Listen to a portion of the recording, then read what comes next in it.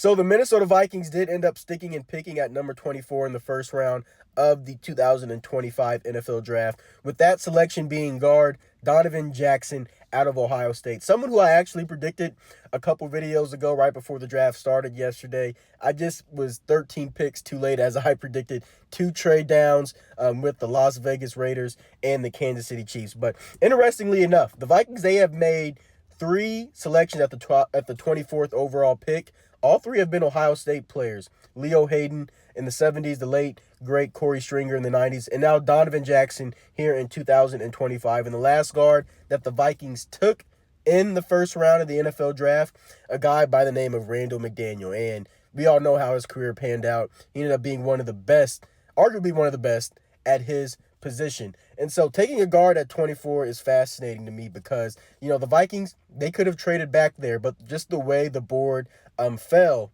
Donovan Jackson likely wouldn't have been there at around 34-ish in the early 30s there. Also, just with the guard position in general, finding good guards, that is hard to find. The Vikings know this. They haven't had consistent guard play in a decade plus. And also paying them is another thing. Like the Vikings, they did go out and pay Will Fry $17.5 million AAV. Aaron Banks is going to be making $19.2 million a year. And Trey Smith is playing on the franchise tag at $23.5 million. So you have to find good guards, and then you have to pay them as well. So it kind of makes sense to me why the Vikings went guard here and why they are kind of worth the first round pick. You saw Tyler Booker go to 12 to the Dallas Cowboys, but some people kind of disagree with that. Guards are real, like I said, interesting position. But Donovan Jackson at Ohio State in 2022 and 2023, he did play over 800 snaps at the guard position. Last year, he moved from guard to tackle as Ohio State had some injuries along that offensive line. He excelled there as well as they went on to win a national championship. And for those who like the PFF numbers, from 2022 to 2024, his grades read 76.7, 69.9, and 71.8. And he allowed just 5 sacks and 8 quarterback hits over the last 3 years, which is outstanding.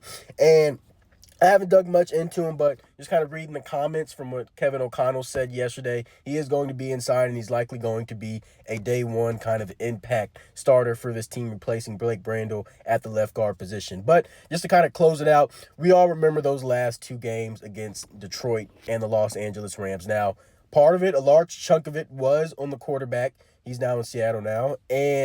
But a lot of it was on the offensive line as well, as they crumbled, and it really kind of rattled Sam Darnold there. And so the Vikings, and Kevin O'Connell was really upset about that game.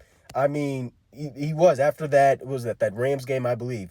And the Vikings went out this offseason, and they completely rebuilt the interior of that offensive line at all 3 positions, which actually kind of shocked me. They went and upgraded with Ryan Kelly, Will Fries, and now they have Donovan Jackson likely replacing Blake Brandel. And I don't feel like that's being talked about enough because I feel that this offensive line is now a top 5 offensive line in the NFL. They were already, at the first half of the year last year in 2024, they were playing at a top 10 level. And now they've really, in my opinion, have taken a step forward. And it's not being talked about enough, I don't feel like. So Donovan Jackson is the pick, which was the correct way to do at 24, especially with the way the board fell. Going into day 2, Vikings had pick 97. There's going to be a lot of interesting players there for them at positions of need. And so it's going to be another fun night. Anyway, Skol Vikes.